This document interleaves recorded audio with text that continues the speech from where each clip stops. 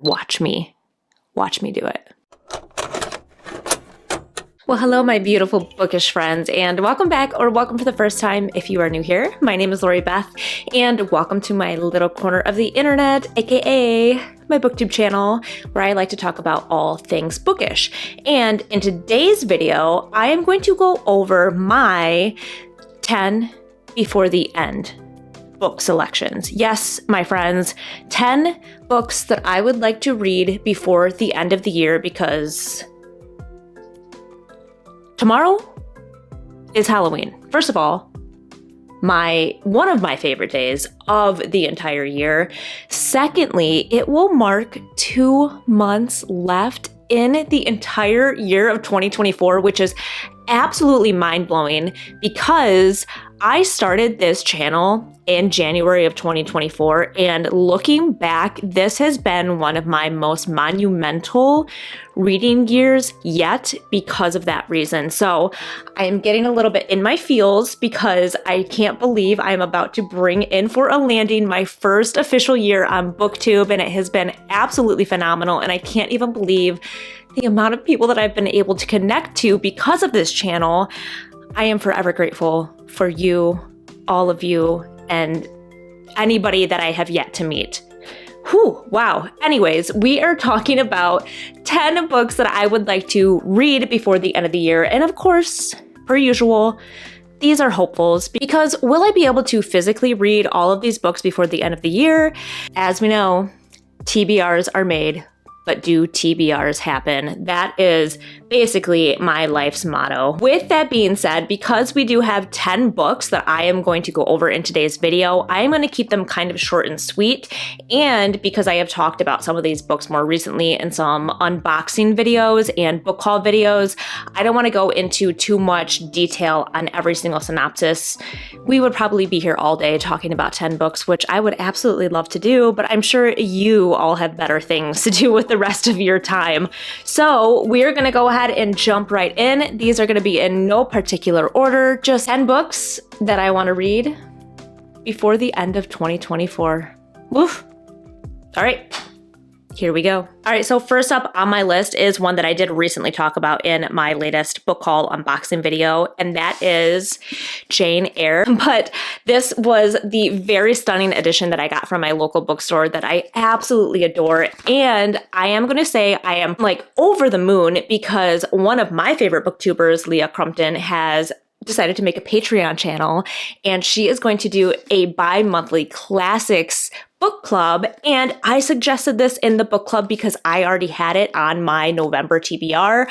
A bunch of people seemed on board. Whether or not it will be picked for the book club is TBD, but I'm really, really hoping that I get to experience this book for the first time as a group. I think a buddy read would be really fun.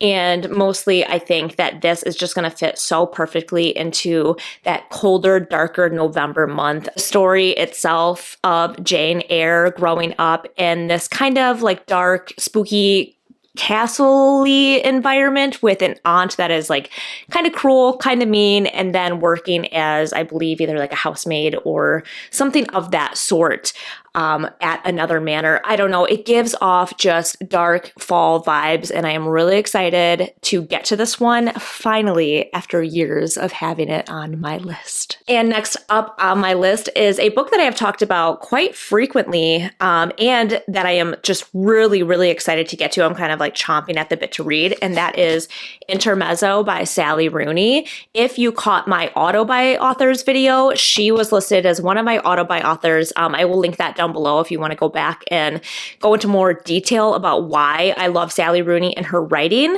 But this is my really pretty book of the month edition. I am so excited to get to this. And per Sally Rooney's typical writing style, this is going to follow, it sounds like, two brothers that are kind of different in their personalities, leading different lives, but kind of delve into probably their relationship with each other and the relationships that they have with others in their life, which is kind of how Sally Rooney writes things. She writes about groups of people or focuses on just a few people and their relationships and everything going on in their lives.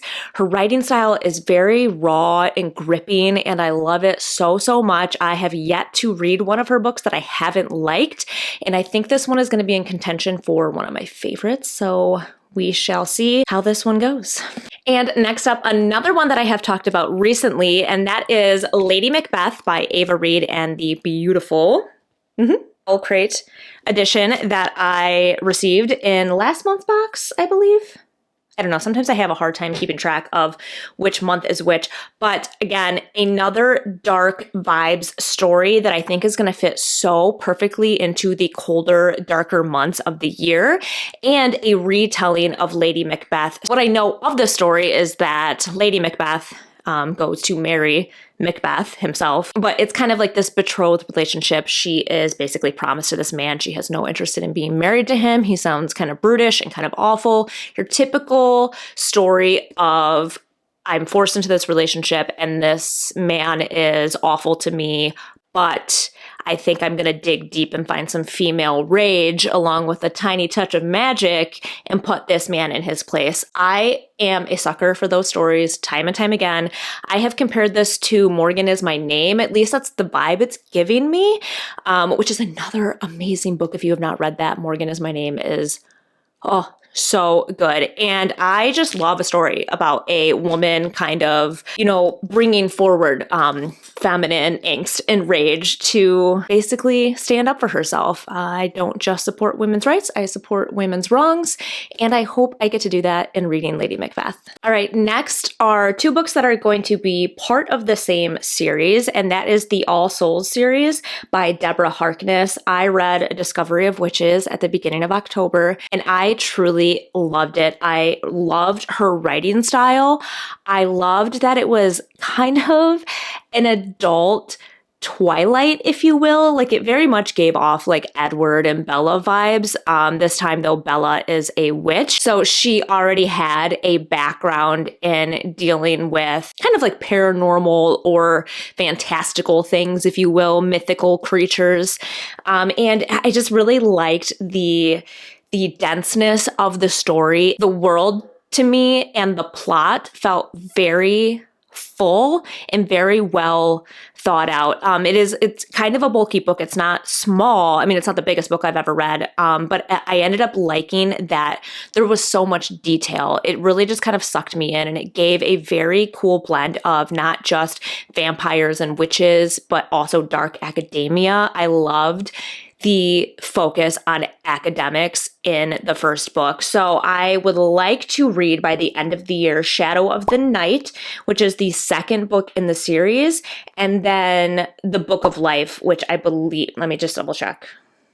Yes, the Book of Life is the third book, but I think I would like to plan it out to read Shadow of Night in maybe November, and then the Book of Life in December. But anyways, I am really excited to see where this series goes. I have a thing I've talked about many times in some of my videos where I have a hard time finishing a series because I get very invested in characters. I love character-driven books, and this series is very much like that. And I don't really want them to end. However, I will sometimes wait so long to read the next book in a series that I have a hard time recalling details of what that book was not necessarily about, but like, the nitty gritty details that make up a story. So I have turned a new leaf. I am no longer going to be that girly. I am going to read a series through and through without forgetting anything. And I am going to read book 2 and 3 of this before the end of this year. Watch me do it. All right, another book that I would love to try to get to by the end of this year is Montrillo by Gerardo Samano Cordova. And I have had this book on my radar for a little while. I've picked it up multiple times at the bookstore, and I kind of hem and I kind of haul because I feel like from the synopsis of the story, it leans a little bit more towards horror, which I've always had kind of a hard time delving into. But the more I have read about this book and the more I think about it, I think it is much, much deeper than that. And I have to give a shout out to my friend Michelle on Bookstagram because she put this on her 10 before the end list on Bookstagram. And I was like, you know what? if Michelle has it on her radar, it should definitely be on my radar because that girl knows good books. Let me tell you something. And from what I know of the story is this is kind of about grief and working through grief. So a mother loses her child, and when she loses this child, she keeps a part of the child's lung and then starts to basically nurture it until it grows into this sentient being or another living thing, kind of like a tiny monster that she keeps hidden away from people because she just is she's just struggling with the loss of a child, which, I mean, just seems unfathomable to most of us. But anyways, it sounds a little bit creepy, a little bit dark, but again, so much more than that. And I am going to put my fear of reading anything that is a little bit horror related aside because I think the story will bring something so much more captivating than just maybe being a little bit creepy, a little bit grotesque, which is okay. Like sometimes I don't mind a little bit of grotesque, or I don't mind a little bit weird and twisted. It's just super very specific things about horrors that I can't do. And I don't think that this book is going to deliver that the more that I look into it. And again, if my friend Michelle is going to read it, then I should probably be reading it too. All right. Speaking of series, another book on my list that I would hope to get to before the end of the year, again, this is kind of turning out to be a tall order, is Royal Assassin by Robin Hobb, and this is the second book in the Farseer trilogy. I recently talked about my thoughts and feelings on Assassin's Apprentice, which is the first book in this series, in this trilogy out of her entire series, which is like 16 books total. I keep thinking it's 16. I should probably fact check that, but I believe it's something like that. And the Farseer trilogy has 3 books itself. I really enjoyed The Assassin's Apprentice, but it was such a slow burn that it did kind of not keep my attention fully through like the bulk of it. It really kind of, I mean, I almost feel like it started slow, but just because of the type of story it is. So I will link the video where I go into detail about The Assassin's Apprentice. So if you want more about that synopsis, you can go back to that video and watch that. But basically, I really liked the writing style. I just felt like Assassin's Apprentice was such a slow burn and kind of hard to get through until about the last 20%. And bam, that book like took off running and it left me hanging a little bit, and I kind of want to see where the series goes. So I really like reading fantasy as it starts to get into those like shorter days, longer nights time of year. There's something about just like cozying up on the couch, you know, with a big chunky fantasy book and not moving unless required to do so. And I think it would be a good time to kind of pick back up in this series and see where it goes. And when I started this series, my intention was that I could have something to really delve into and chip away at over months and months. Because it's such a large universe, I think I'll be able to do that. But again, I don't want to wait too long in between books to where I forget what's even happening in the series. So I think I would like to get one more in before the end of the year and then take it from there and see where I end up placing the others as the story goes on. But I am excited to keep going into this world. And I think this is going to be a world that over time I am going to be absolutely in love with. And I'm so excited for that. All right. And next up is going to be an absolutely wild pick for me to do, mostly because it is a nonfiction book. And I don't think I have read a nonfiction book ever of my own volition, and probably since being in school where I was just basically forced to do it. But that is Slouching Towards Bethlehem by Joan Didion. And I'm not going to lie, already cracked this bad boy open. Got a little bookmark in there. And I've always wanted to experience Joan Didion's writing. I just know that she was kind of a monumental female author coming from the time that she came from. And her voice was very specific. Like I know she has a very unique prose to herself. The funny thing is, I did a little research on where to start with Joan Didion, and I kept coming up with the same answer, which is that her nonfiction tends to be the favored genre over her fiction novels. And I kind of thought it would have been the opposite. Like maybe I should start with her fiction because that's what I typically like to read. But what I can tell you so far from this book, and I will go into more detail after I fully read it in a wrap-up video, her nonfiction so far feels like she's just storytelling. Like she is a storyteller. And I think that's why the nonfiction just kind of feels right and it kind of works. I sampled it in the store and then I sat down the other day and read through some more of it. And I'm like, wow, I am like sucked into this. This is just a storyteller and a very beautiful writer. I'm very excited to get to this and add a little bit of nonfiction into my repertoire, if you will. Will I continue to read nonfiction? I don't know. I'm not going to go ahead and like set that in stone, but regardless, I'm excited to kind of like dip my toe in that pool as well. All right. And from there, another on my list is Januaries by Olivia Blake. Not only is this book just absolutely beautiful to look at least from what I've seen in the bookstore, I don't have this one in my hands just yet, but it is written by Olivia Blake. And I fell in love with her writing last year at this time when I read an anthology that had a short story from her. And this book is a collection of short stories from Olivia Blake herself.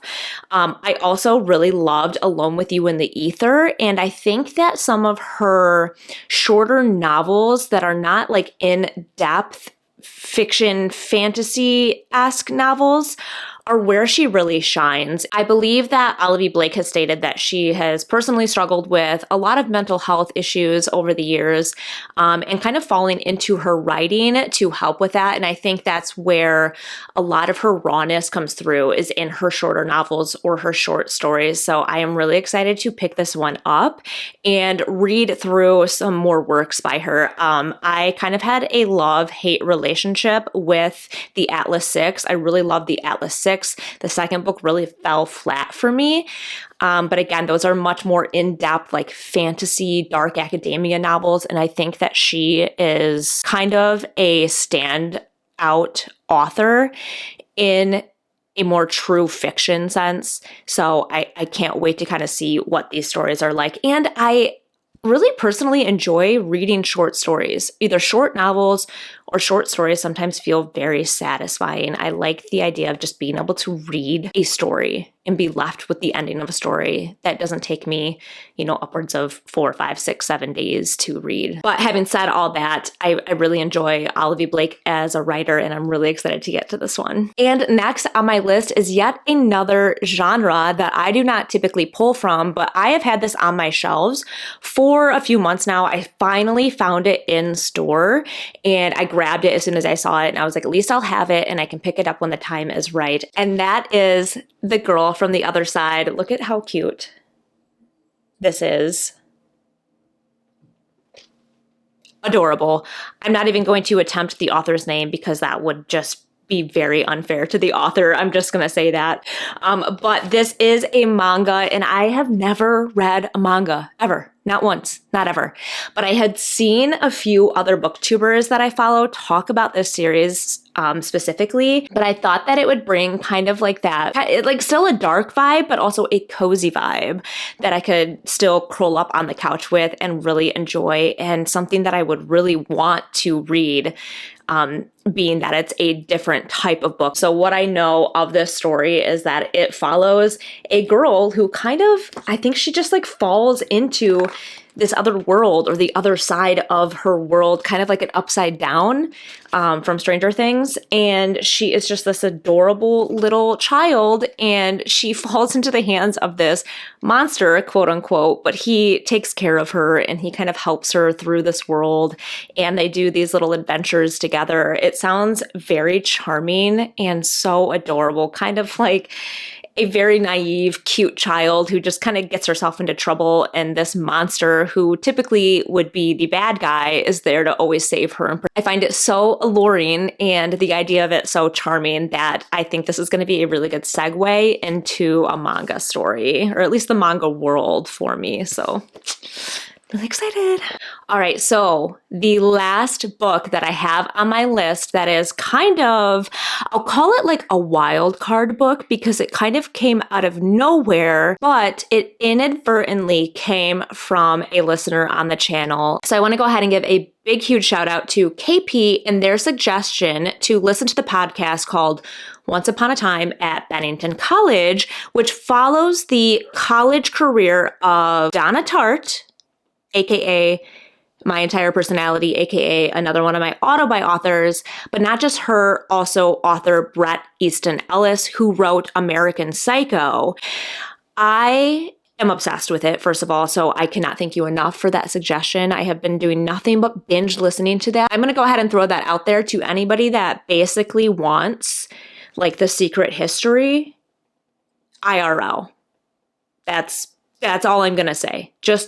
And as KP stated in the comments, it's a wild ride. So just buckle up and let yourself fully fall into the experience. Anyways, I'm getting way off course. So I have never personally read anything by Bret Easton Ellis. I have not read American Psycho. It is a very intense story. I think it's on a couple of lists for like most disturbing books of all time. But I really want to read it. I want to read it so badly, but what I am going to make myself do is start from the beginning with this author and read his first novel, Less Than Zero, which he wrote during his time at Bennington College that he attended with Donna Tartt. It's this whole thing. I am sucked into this world, and I truly cannot wait to read this novel after having listened to this podcast, because I started to feel very connected to the author just from all the interviews. And I'm so curious what the novel is actually like from my own point of view. So what I know about the book is that it is set in the 80s and from the point of view of a college age student and him kind of coming home from college and basically just the life of a young 20-something-year-old during the 80s that maybe deals with identity issues, drugs, sex, alcohol, and kind of a very raw writing style. At least that's like the idea I'm getting from what Bret Easton Ellis is like as a writer. To me, it sounds like another secret history, but just maybe a little edgier. So everything that I've gathered about this book is that it is going to be kind of deep, kind of dark, very edgy, and again, from an author who just used their own personal experience, like in their formative years and their early college life, to create a novel that really sucks people in and just has a very gripping writing style to it. So I am so excited. I can't wait to get to this book. I think I might actually grab it sooner than later because I am so influenced by this podcast. And therefore, I'm kind of saying like I was pre-influenced by KP and their suggestion for this in general. This is your doing. And I think that depending on how I feel about Less Than Zero, I am going to put American Psycho on my TBR, and I don't know. Let's circle back on that after I read this book because I already have a hard enough time reading horror novels. And I think that American Psycho is a very dark book, but let's put a pin in that. We'll circle back probably early 2025 and see if my thoughts and feelings are still the same. We shall see. Well, there you have it, my friends. Those are 10 books that I would like to read before the end of the year. Again, these are hopefuls. Are my eyes bigger than my stomach most of the time when creating a TBR? Yes, absolutely. But you know what? A girl can dream, and I've got real big dreams before the end of 2024. With that being said, I would love to know if you have read any of the books that we talked about in today's video. Let me know your thoughts and opinions on those books. Or do you have a 10 before the end list, or even just like a few before the end? It doesn't have to be 10. Drop in a comment below some of the books that you would like to get to before the year is over. As always, if you liked this video, go ahead and hit that thumbs up button because it always helps a girl out. And if you want to make sure you don't miss any of my other upcoming videos, go ahead and hit that subscribe button too. As always, it has been an absolute blast, and I can't wait to see you guys in the next one.